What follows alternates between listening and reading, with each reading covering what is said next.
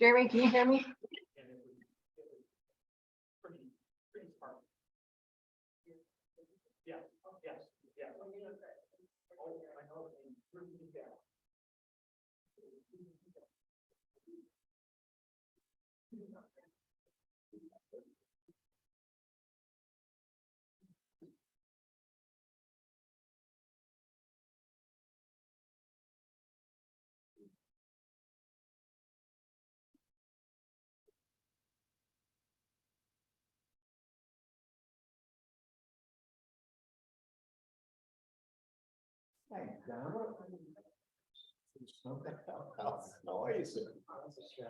Yeah, now can you hear me in the room?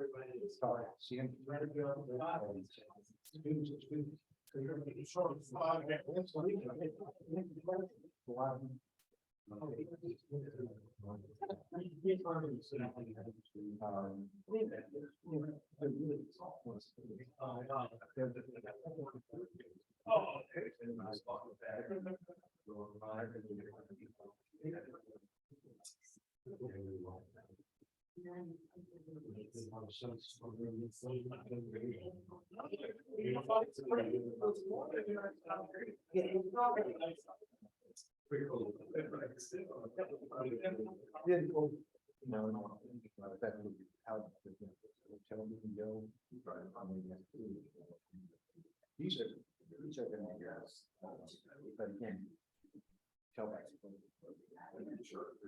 Students, there's 12, but here.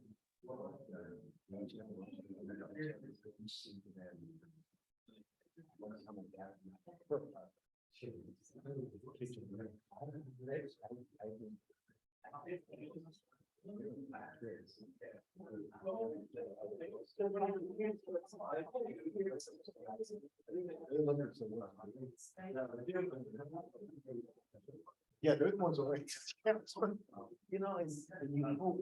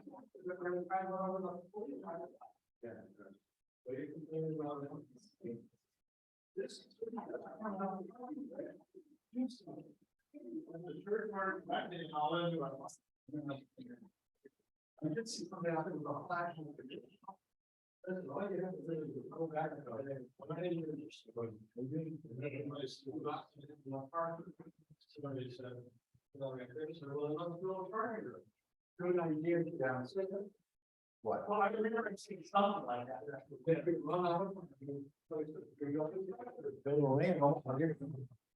Well,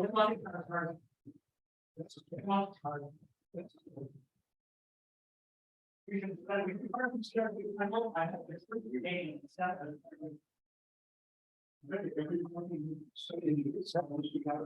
Kind of in the assessment.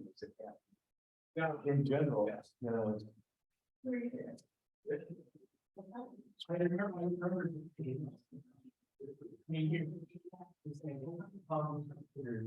We didn't have to have so many parking spots to find this. Very sure. This wall is getting in there. Because our congregation.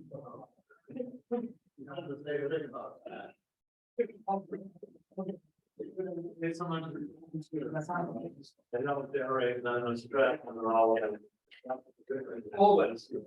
Say, well, there's no track, it just in the shop. It's just because it's.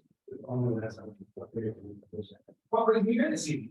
Mr. Clarence property on, the two complex. Which.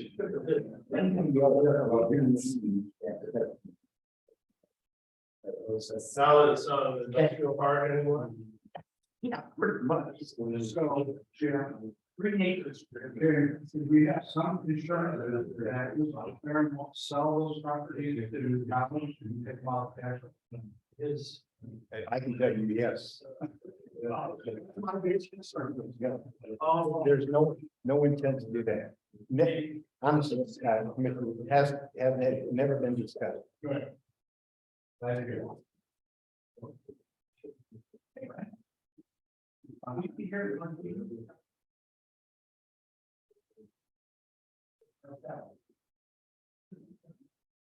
Commission, good question to ask. Legitimate question to ask. But I'm being very sincere. No, Ken is not. Ken is strictly applied to.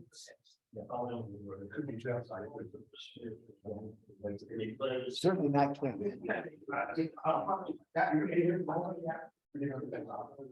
Okay, shouldn't be that long. Okay.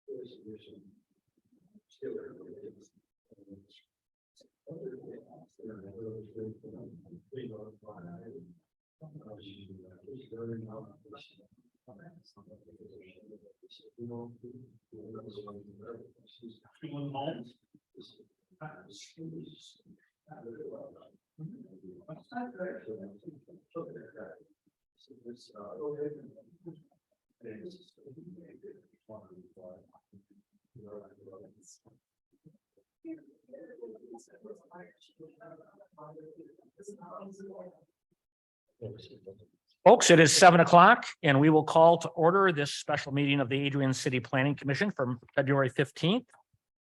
First item on our agenda is a roll call, please. Thank you. Jacobitz, Here. Love is absent. Weatherby, Present. Johnson, Present. Watson, Taylor, Present. Gauss. Present. All commissioners, members besides Commissioner Love are present. Thank you. Next item on the agenda is consideration of the minutes from our January 10th meeting. Commissioners, you've had copies of those minutes and you've had an opportunity, I presume you've had an opportunity to review them. Are there any additions or corrections to the January 10th minutes? If there are none, we would entertain a motion for their approval. Move approval is written. Or Commissioner Taylor and Commissioner Goss. All those in favor, please indicate so by saying aye. Aye. Any opposed? Minutes are approved. Next item is case number 2306, a site plan review. Site plan review for 2930 North Adrian Highway.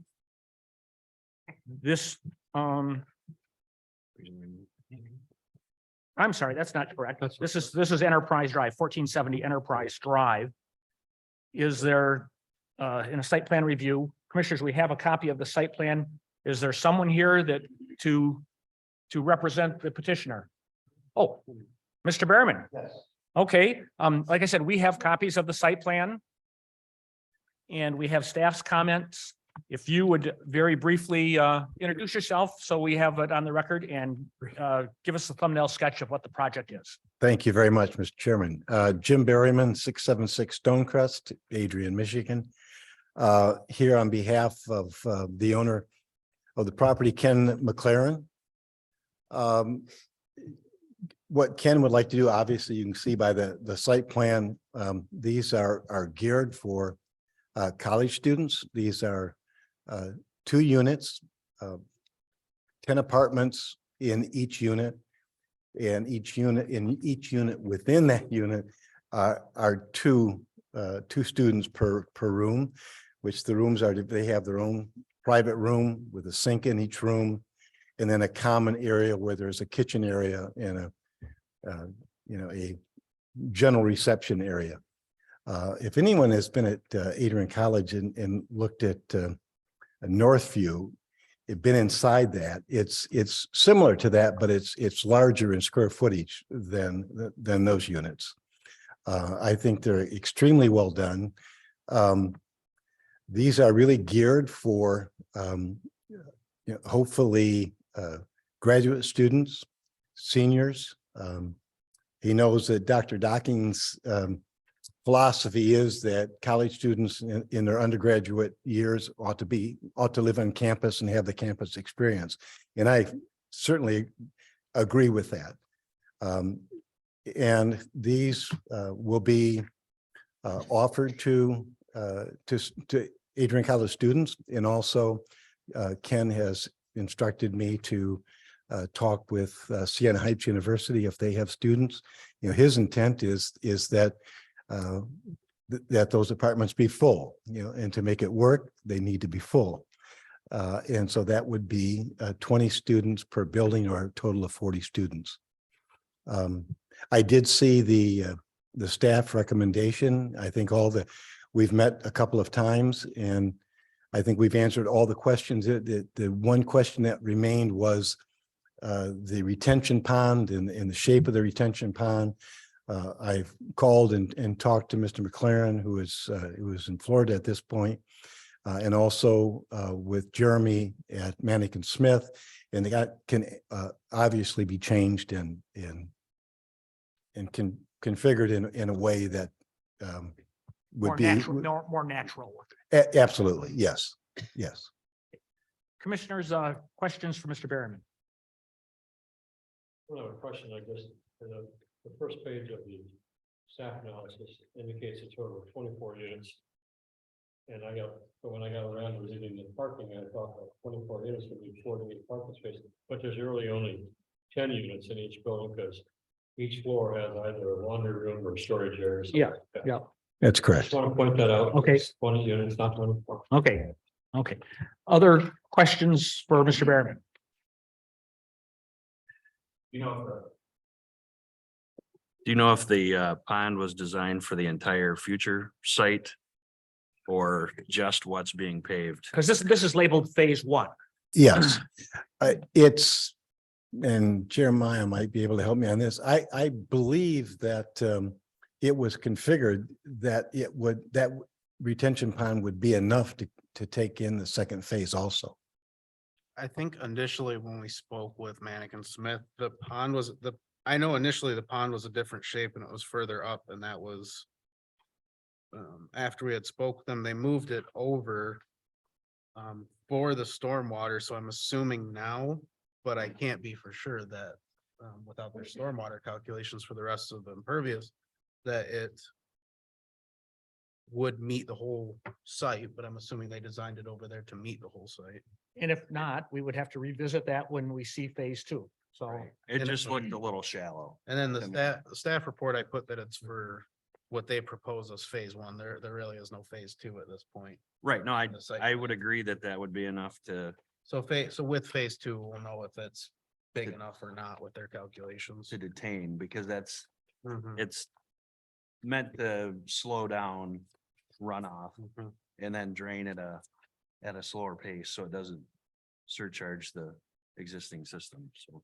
When we first reviewed the plan, there was stormwater going off site undetained, and they were directing it toward another area that in the future they had intended to have be a detention pond, but we told them everything from phase 1 had to go into the phase 1 pond. So you might be right that there's going to need to be a additional area, and I know there was a lower area on the site that they had planned for additional stormwater detention in the future. And by it going off onto that spur that goes to the northeast, they may be able to capture some of that to flow into the street and down the curb line, but I was just curious. it's understood that any consideration we give to this evening is strictly for phase 1. That's correct. Okay. Understood. Is there a provision? Will there be any professional staff or management living on site? On site, no, they are apartments. They're independent. They are independent and if Unsupervised, we could say. well, we're hoping, certainly Mr. McLaren is hoping for the age group that they're going to be respect. He always is under the assumption the respect if the premises are, yeah, are nice, they respect those as they do at the hotel. We do have the manager of the hotel that's right across the street. But there will be adequate, and again, Mr. Chairman, we've discussed that, is that he really emphasizes the quality, and he thinks because it's probably going to be, as far as a student goes, for his parents, if it happens to be a senior, it's going to be the more expensive housing than it would be on campus. And so that's up to the parents and the students, that whether they want to live off campus and pay that premium. And paying that premium, we expect them to be mindful of the property. And Ken is always, if anyone has seen any of his buildings, his apartments and the hotels, that they're extremely well maintained, and he certainly plans to. And Jim, Continue it's that. not necessarily relevant to the site plan. It was just. No, I understand. And, Mike's just being nosy. but, Yeah. that's something obviously that, the experience in moving forward is that they're well maintained, and the recipients, or the apartment dwellers there will, be respectful of the property. I think Mr. Kapnick across the street will keep a. Eye on it, yeah. You be my brother.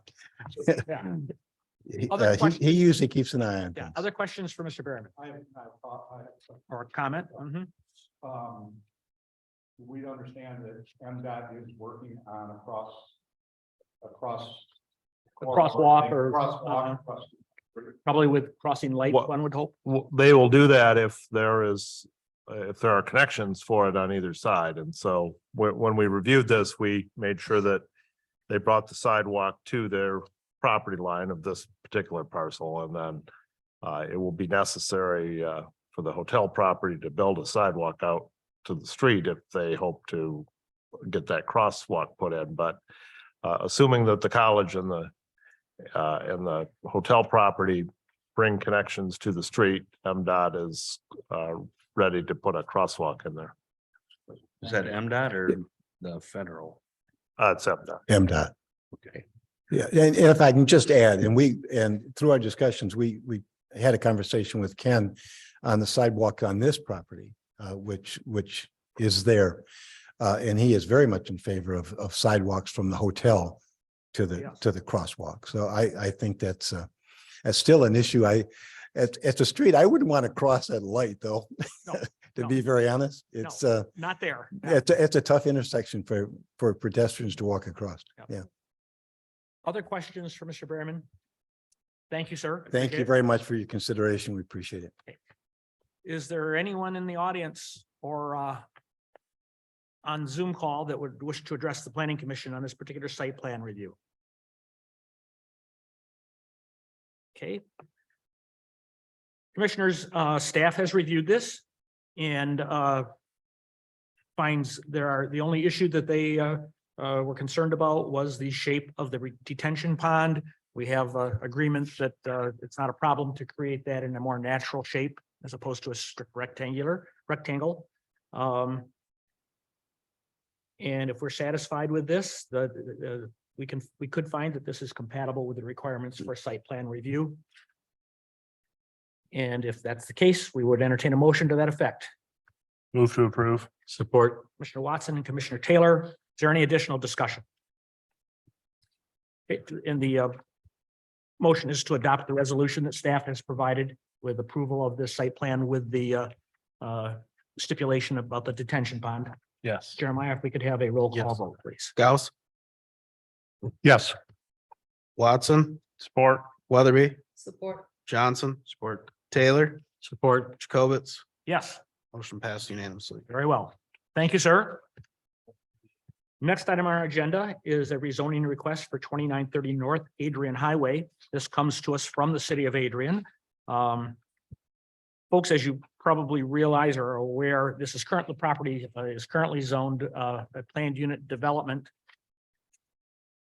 my vague recollection is that that was done because we didn't want, it was done in that way because we didn't want to prejudice any potential developer with a particular zone, with a specific zone. And to leave it open, the city has a fairly compelling interest in this property for development. And the request is to rezone this as I-1 light industrial. Normally, I would say to the petitioner, tell us your story. Would staff care to give a thumbnail sketch of the proposed change in rezoning here? Yeah, thank you, Mr. Chair. We've looked at the various districts and in light of the discussions we've had regarding the use of the property, it's public knowledge that we have an purchase agreement that the city commission has approved for 20 acres of the property to sell that to Mammoth Distilling. And this district would work for them. We have other discussions related to the balance of the what I'll say is the developable area of the site.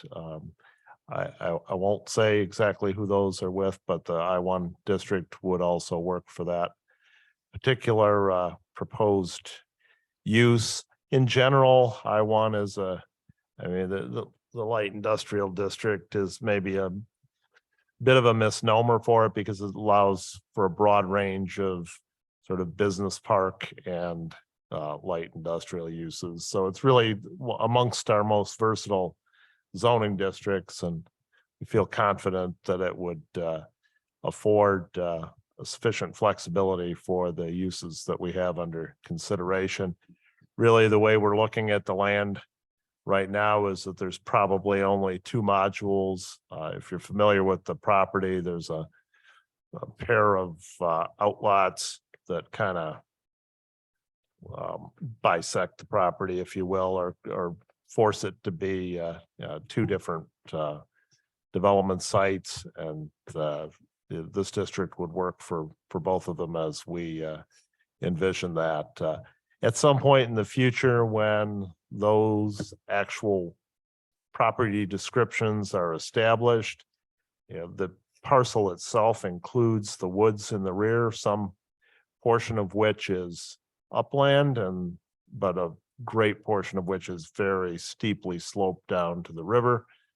So we'll probably come back in when we know what those development parcels are and ask for that to be rezoned to some sort of public lands district that we may create when we create the new zoning ordinance to comply with the new comprehensive plan. But, as you point out, it's in our control. And so it's not like we're opening up floodgates by rezoning it. The city has complete control over how it's used.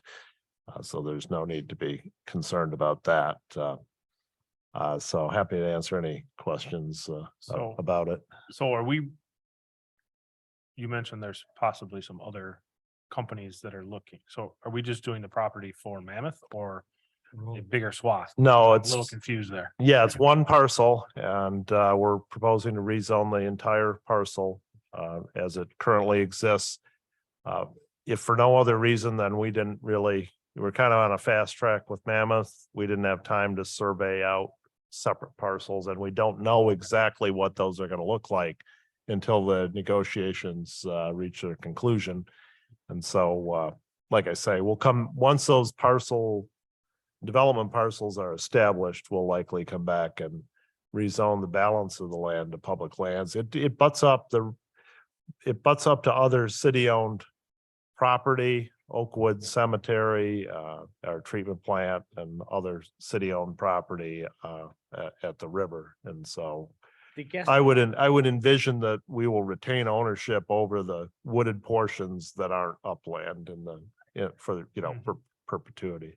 And the Gaslight Village property would remain a planned unit development. Correct. So Taylor, My question was the same as Commissioner Watson. He's okay. always a step ahead of me. But I do have one other question. I know water is available right on the front. Sewer is also available right there. Sewer is available. It's on the other side of the road, I believe. It's Adrian Township sewer, but we have access to it. For our purpose. Yeah, but there is. Any other questions? So which piece would Mammoth? The south of the outlot is Mammoth's So, parcel. so this section. over Yeah, here pretty is- much all of that. That's, Okay. that's, open land there. Okay. Okay, other questions from the commissioners? As you know, any action we take on this will be in the form of a recommendation to the city commission. And we have 5 criteria that we need to look at when, with any rezoning. One being what identifiable conditions related to the application have changed, which would justify the proposed amendment. And I would suggest that the current zoning was one done just to keep it open in anticipation of future development. And so that's what has changed. We now have future development coming. What are the precedents and the possible effects of such precedent that might result from the approval or denial of this petition? I think Mr. Elliott addressed that. What is the impact on the ability of the city and other governmental agencies to provide adequate public services and facilities? And again, we just discussed the fact that there is both water and sewer within a reasonable distance from the property. Does the petition district change adversely affect environmental conditions or the value of the surrounding properties? I would suggest not. That this is relatively, at least the specific proposed use is relatively low impact, is not heavy industrial. At the very worst, it may be increased traffic, but again, not anything with negative environmental impact, I wouldn't think. What is the ability of the property in question to be put to a reasonable economic use in the zoning district for which it is presently developed?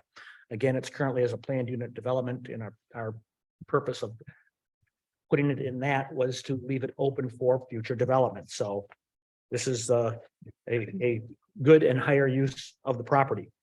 I would suggest that if we so chose to recommend the change in zoning, that we have addressed the required questions. Jeremiah, did we receive any written or phone comments on this request? No. Okay. Is there anybody in the audience, either in person or online, that wishes to address the planning commission on this proposed change? Hearing none. Unless there's objections or suggestions to the contrary, we would entertain a motion to adopt the resolution that staff has provided and to recommend to the city commission that this property be changed in zoning from planned unit development to light industrial.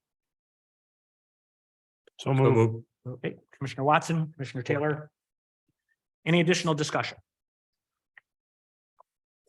Roll call vote, please. Watson, Support. Johnson, Support. Weatherby, Support. Gauss, Support. Taylor, Support. Jacobitz, Yes, motion passed unanimously. very well. Good. That's exciting. Next item on our agenda. Oh, We have that on our agenda next one. It's already on the draft, so now it'll stay on. Did you have to ask that question?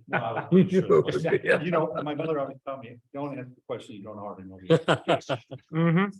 Or that's what they teach attorneys, isn't it? Yeah, okay, yeah.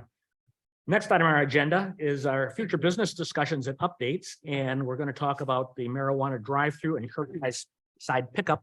As you may recall, Mr. Lofton was here at our meeting last month and asked for us to give consideration to permitting drive-through service at marijuana retailers. And we asked staff to prepare some language for us, and they did that. In fact, boy, we've got about 15 pages of marijuana zoning ordinance here, most of which the changes is simply striking out the line that said drive-through, drive-up, or curbside facilities are prohibited. I find it pretty ironic because they've been doing curbside pickup for a year. Well, everybody really did it during the pandemic. Yeah. It was Yeah. the only way they could operate, Mhm. so.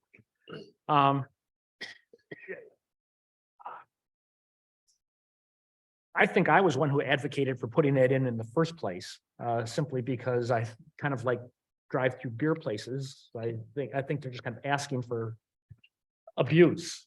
But apparently no one else other than myself thinks that.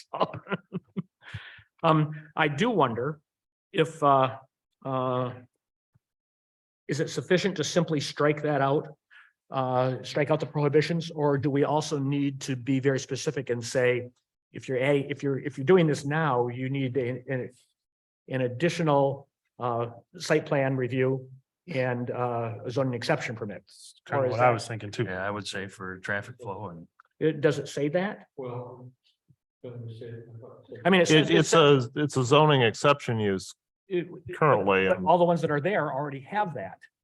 really with a zoning exception use, if you modify the site, Right. if you're proposing to expand- modify the site plan is an aspect of the zoning exception use. Okay, And so if you're going to modify the site, then you really need to reopen the zoning exception use to do it right okay. and would that- have the new site plan review.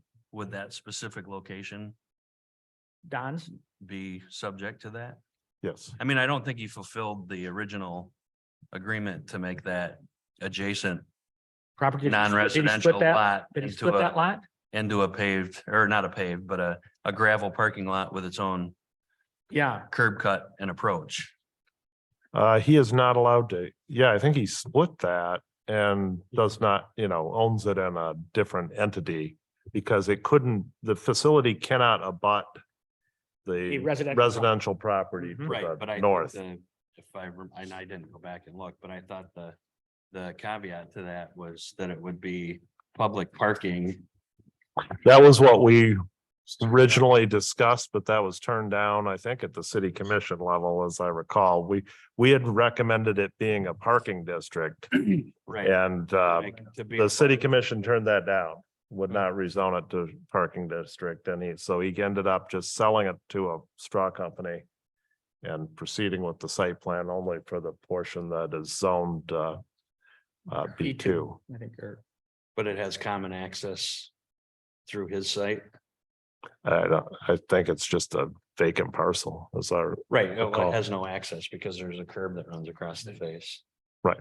and not to be specific Which will about help you Don's drive property, because like this is a drive more general discussion, but good point, Chad. And if that starts to, if his facility starts to creep into that lot, that's going to create an issue. Well, if the drive-through For is gonna be pres- the drive-through, then that's gonna be an exit only onto Beach. Division. On Street. division, yes, So yeah, there would be no entry to that or access to that right. adjacent non-residential. But we can address that if and when we do a site plan review. Right. So, okay, I feel like this needs to specifically say the drive-through as a reopening the zoning exception permit, because everybody's doing curbside. And what do we, well, curbside, of course, doesn't require any additional that's what I'm saying. construction or. But if we're striking the whole thing. Doesn't Well, that maybe mean, ju- isn't that just- saying that wouldn't that be by the letter of the law? If they're gonna offer curbside, they have to come reopen their zoning exception permit, or no? no, that wouldn't be a modification of the site plan, but But a drive-through. the Drive-through. drive-through would be a modification of the site plan. If there's specific curbside parking spaces. They're the same parking Designated, space. well, designated for that. I mean, if it didn't have curbside parking, It doesn't Would be change a the lot. calculation of required parking, but drive-through has stacking requirements in the ordinance that would have to be designed. Mhm. Would this in any way change their license that they have to do with the city or not? Not our license. I don't know if it would affect their state Well, license. the state already allows it, right? Or did allow? They it. do allow it, but I don't know if a modification of their license would be required. And to the earlier point about, are you checking patrons to make sure they're of age to acquire the product? I believe the way I think it's called metric, the system. Can't remember, but whatever it is, there's tracking system that the state mandates they use. I believe they have to enter the driver's license data into that system. So it's not like a beer store where you may or may not check ID. Okay, Anybody who's buying cannabis has to have their ID checked. so if I give you my license, will you buy for me? To ask this guy, he'll. Okay, any additional discussion? Are we content with this? Again, this will be in the form of a recommendation to the city commission to make this change in the ordinance. Gordon, no problem? No problem. Nancy? So we won't be just striking out G, we will be adding language. No, that's what we were just discussing. We'll just strike out G. That, just strike out G. We're not going to clarify that they would have to come. Hmm. Is what you're saying. Well, because, and I think the rationale would be, if they're gonna, other than Don Lofton's place, anybody else that's gonna create a drive-through is gonna have to create a drive, is gonna have to build. Yeah, that's true. And in fact, some of them probably their lot won't permit them to do so. Sure. So they're gonna have to come for a site plan review no matter what, almost. So would this specific one have to come back, even though there's Don, facilities for, in my mind, it would, Drive-through, because it would right. be a traffic. it we'd have would to be an review the traffic. assumption that Yeah. because that I language think was he put the removed. window out too, so he'd have to remodel to put the window back in. Uh-huh. I think he just covered it over, or Yeah. covered over with With Yeah. facade panels. Yeah. Yeah, they'll probably remove those. There's just metal facade panels. So I think we're probably okay, just in after discussion, I think probably just Yeah. striking out Columbus is probably okay.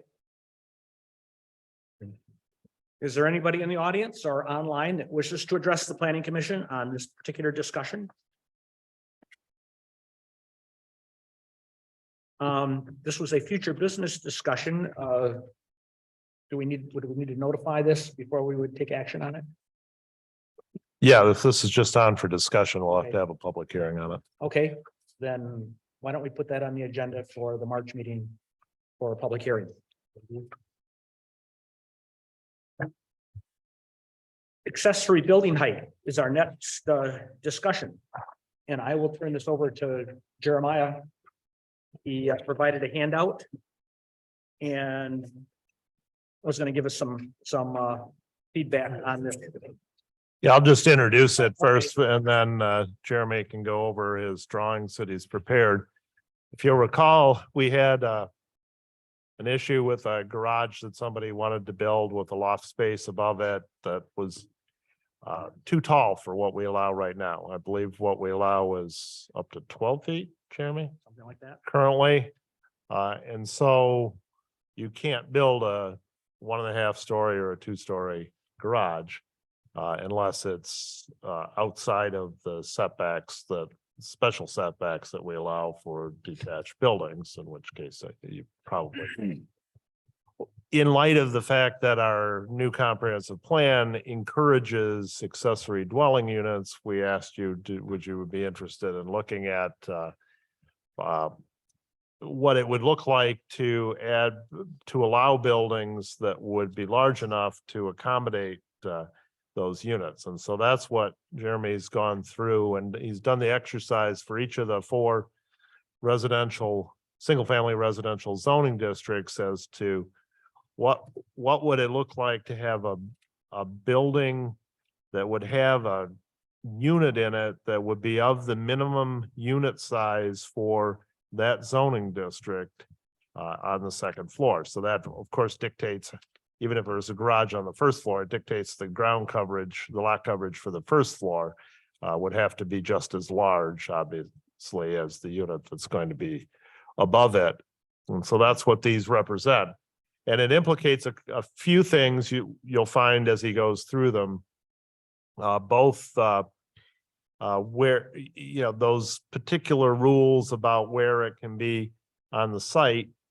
We had talked last time, if we're going to let them go taller, shouldn't they be set back farther? Currently, that 12-foot high building can be 3 feet from the rear lot line and 3 feet from the side lot line. And so as a premise, we started with the idea that for every foot in height it grows, it has to move another foot away from the property line. What you find in several of the districts is that you immediately hit the normal side yard setback, but in the rear yard, there's still a lesser setback that would be allowed, I think, in every case. And then you run into a second requirement for those accessory buildings, which is that they can't cover more than 15% of the required rear yard. Well, that, that you, as you'll see, as he goes through the numbers, that becomes an obstacle to building a large enough building that would accommodate a unit. And then the third issue that I think we should talk about are these minimum unit sizes for dwelling units in each district. They're not the same for every district. They go from a minimum of 600 in the R4 district up to 1,500 square feet as a minimum unit size in the R1 district. And so do we want to continue to have different minimum dwelling unit sizes, or do we want to set one minimum for all 4 districts? Because that also will be a substantial obstacle to adding accessory dwelling units in the future if they have to be, for example, 1,500 square feet for a dwelling unit. That said, and Jeremy will explain this as well, the vast majority of our single-family residential parcels are in the R4 district. So the R4 district is much more important than all the others in terms of the potential to create a stock of accessory dwelling units. You want to go through your numbers, Jeremy? I think he said about 90%. 90% of what I was going to tell you, but so Move to adjourn. I didn't give him the numbers. pretty much. So on the last page, I gave you R1 through R4, showing you what's required. So if we start with R1 with the diagram, the red is the required setback. So you have 12 feet on the sides, 35 in the front, 25 in the rear. With the 5 feet you're required from the lot line with an accessory building, if we were to do the foot approach that Greg was mentioning, you'd be at 18 feet is where the farthest back that building could be. So I drew just an average 1,500 square foot building, and you can see that that size is almost the size of the Of a house, average yeah. 1,800 square foot home in an R1. So you basically have 2 homes on that lot. Within that, if you look at the So other what's, sheet, tell me in town where R1 would be. those would be West side. Wolf Creek subdivision, things like that. Big lots, They're Okay. North Scott Street. So you'll see on the sheet too, it tells you lot size, the minimum lot size is 12,000 square feet. You have to have a minimum lot width of 100 feet and a unit size of 1,500 feet. Wait, is that unit size, is that a minimum or, That's your minimum. So Okay. those are all the minimums. okay, Within the rear yard, if you take that 100 feet by 25, the foot setback, you have a 2,500 square foot rear yard total. Now 15% of that is 375 square feet. So in the drawing that I gave you, that building sitting like that is at 350 square feet in the rear yard, which is 14%, so no problem. R2, we moved to the same thing. It's 12%, not a problem, but again, the building looks just as big as the house. R3 is where we start to get into issues. That number for one should be 900, not 9,000. I'm glad you figured that out. Yeah, I saw that earlier. That's a So nice that should house. be 900. It is 18% of the rear lot, so it's 270 square feet only inside that section, but you're only allowed 225 square feet. R4 is about the same, it's 18%. The building looks a little better at 600 square feet, but it's still almost the size of the house. And that and that That can one be, and that can be gets- 25 by 25 square feet, it could Or be 25 by- to meet which this, is- that's just which is to kind get of a close standard, to- that's a standard garage size. to get Yeah. close to the 600 So- square feet, that is the minimum, is why I did 25 by 25, and that would be about your standard garage size. Mhm. Maybe 20 by 20 is more standard, but So now, are we suggesting these could be standalone, or do they have to be a second story on a garage, or can it be both?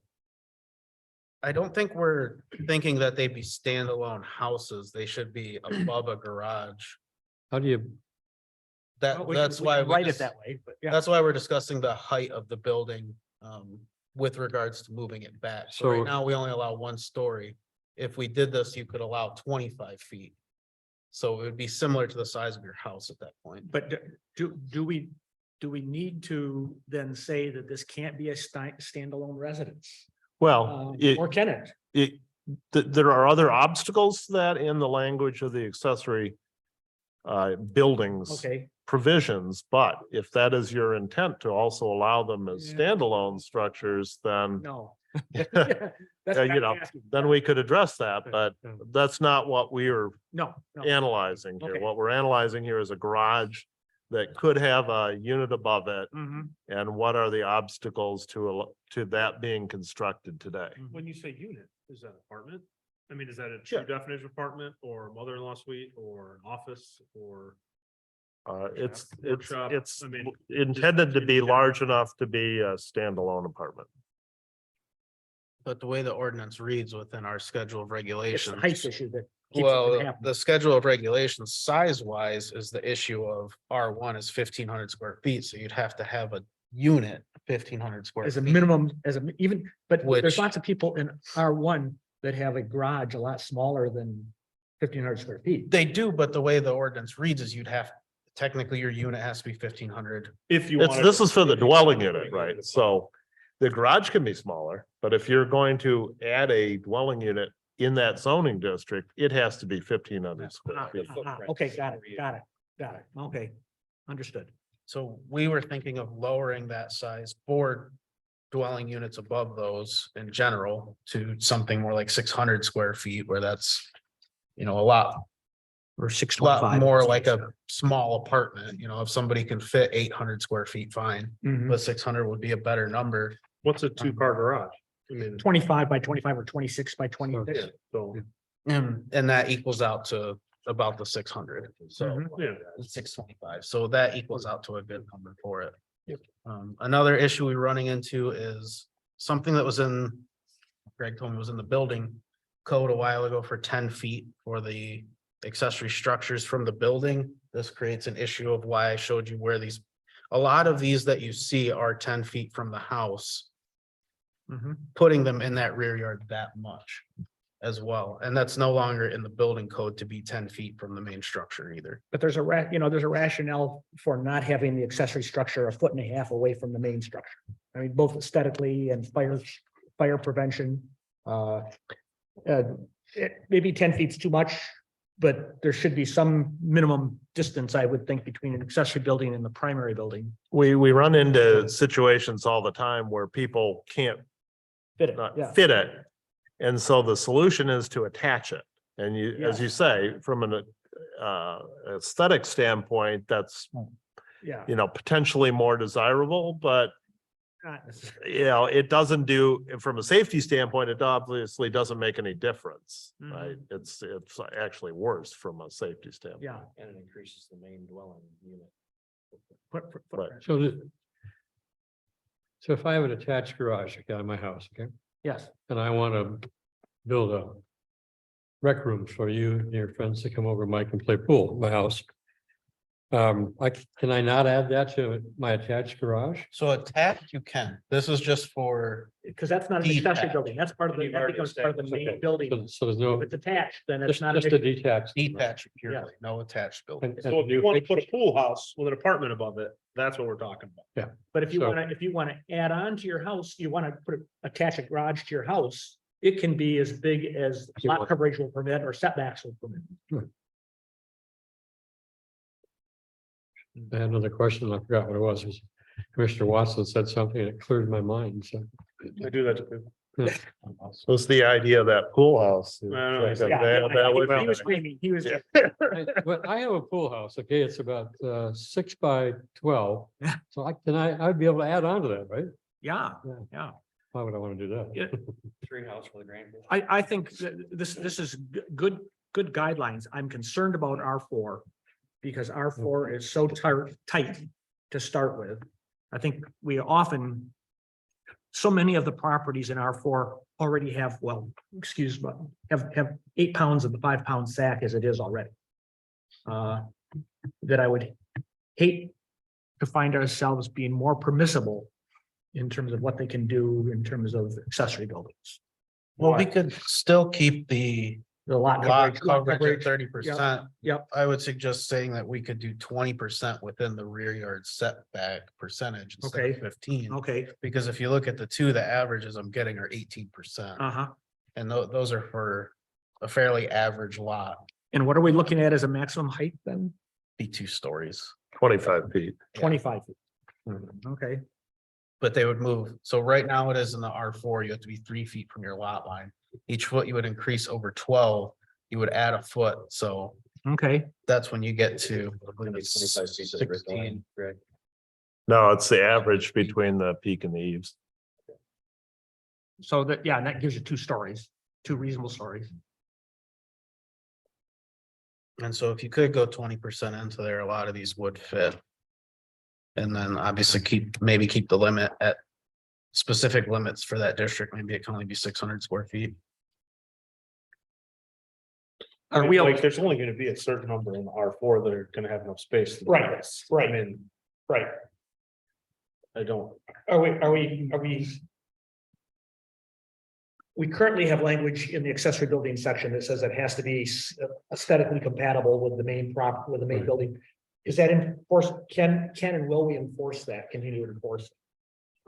We do enforce that, but you know, It's pretty, it's pretty, pretty general, and Yeah. it might be nice in this exercise to beef that up as well. That's Because where I was that going, puts yeah. a burden on staff when people come in with things that, you know, are not, you know, are marginally accessible or. well, we've got some that are, Over the height of me. Well, correct. Uh, House. 2-story garage. 2-story garage in the backyard. I don't know that we have any language in there right now. no, we don't, but that would Provides that would be helpful probably. Well, and I also like the idea of the accessory building not being any larger than the main Right. building too. Well, and we've got some that Yeah, are, yeah. that's true. Mhm. Good. We got that as potential discussion items or potential, one in terms of the architectural compatibility and the maximum height not to exceed that of the primary structure.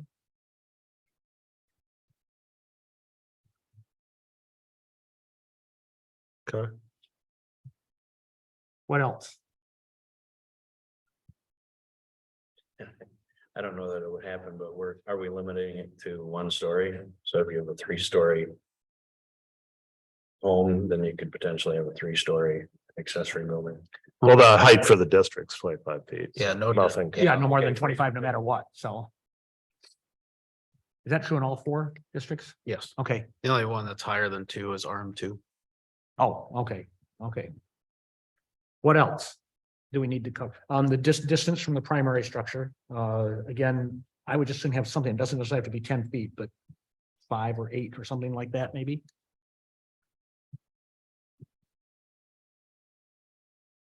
What else? So you're saying the distance 5 or 8 feet from the primary Structure structure. to the second, to the accessory structure. So, Minimum distance is 5 feet. so minimum distance. Yes, minimum, yes. I And, mean, my garage might be 20 feet away. That's not a problem. right, as long as it As long as meets, it's as long as it meets setbacks, right, and we'll end up with some ZBA requests because they can't do both. That's, they can't meet the 5 or the 10 feet away and the setback, but that's what the ZBA does. Yep. We did. didn't they just say the 10 feet doesn't matter anymore? Not from a building Oh. code standpoint, Oh, the building code doesn't Oh, yeah, require that yeah. anymore. but our zoning, but our zoning ordinance does? Yes. Gotcha. Mhm. We would have to limit. And like I said, I think there's a rationale for there being some minimum Oh, I do distance too. between. Yeah. What else? Get your toes through there. Yeah, Just conclude it. Gordon? You with us there? Yeah. Okay. Earth the garden, yeah. Yeah. Sure. we Still are, thinking. we need to do something Yeah, Turn your microphone. do this, I'm sorry. What about parking?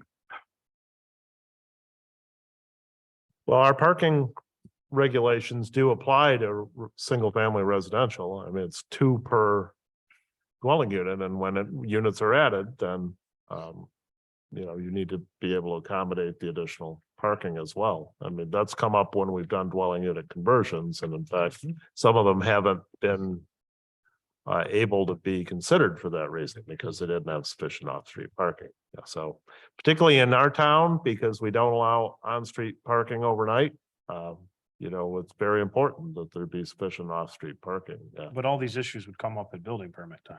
correct. Correct. Thank you. You have enough to go on, or at least to get started on this? Yeah. Okay.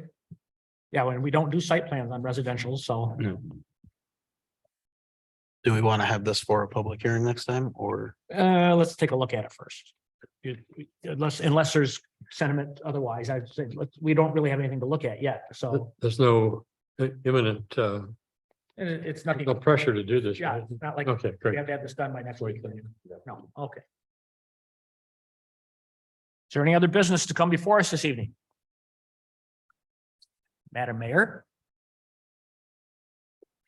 I just want to thank you for taking the initiative to be progressive in looking at this. This is what a lot of cities are doing that are in a housing crisis like we are, and trying to get more units. So I do appreciate your time and effort and energy that you're going to put forth when looking at this accessory building and everything to go with that. And I also wanted to echo my one concern I did have immediately was also about a single family home. Yeah. I mean, a single story home with trying to put a 2-story accessory building behind it. So thank you for bringing that up, Chad. And I do want you to definitely look at that. And that's one of my concerns as well, because that would just look really odd. But I just know that this has worked really well in many cities that are also experiencing a housing crisis, to get these apartments above these garages where it does work, and I do feel in, a few of those districts that yes, that those are very excessive and huge, but like if you can come up with, and I think 600 is a great number, at least to start, that 600 to 800 range. But just thank you for being progressive and looking at this and thinking ahead and trying to deal with our housing crisis and help beautify our city. Thank you. Thank you.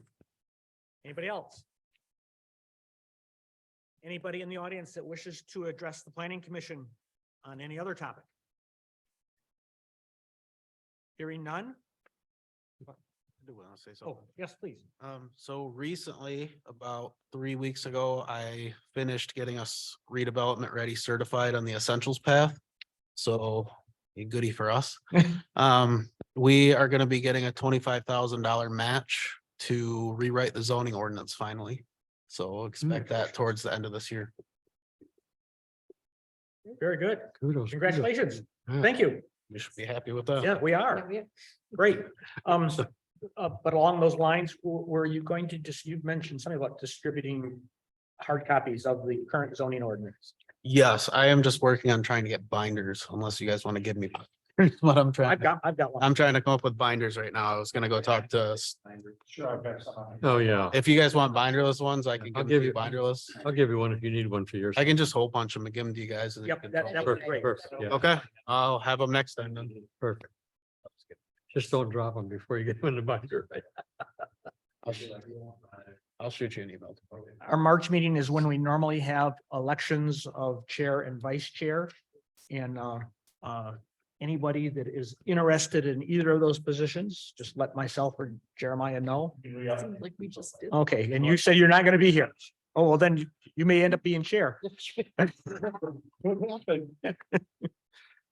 Any other business? I Nope. just have one comment to make. Yes. This is probably a historic evening in that we have a former mayor and a current mayor in the room at the same time. Let's see. And we appreciate both of you being here, and a city commissioner online and our good friend Lynn Punnett. So Hey, Lynn. Hey, Alan. how about that? Huh? Yeah. Okay. We are adjourned. Thank you all very much.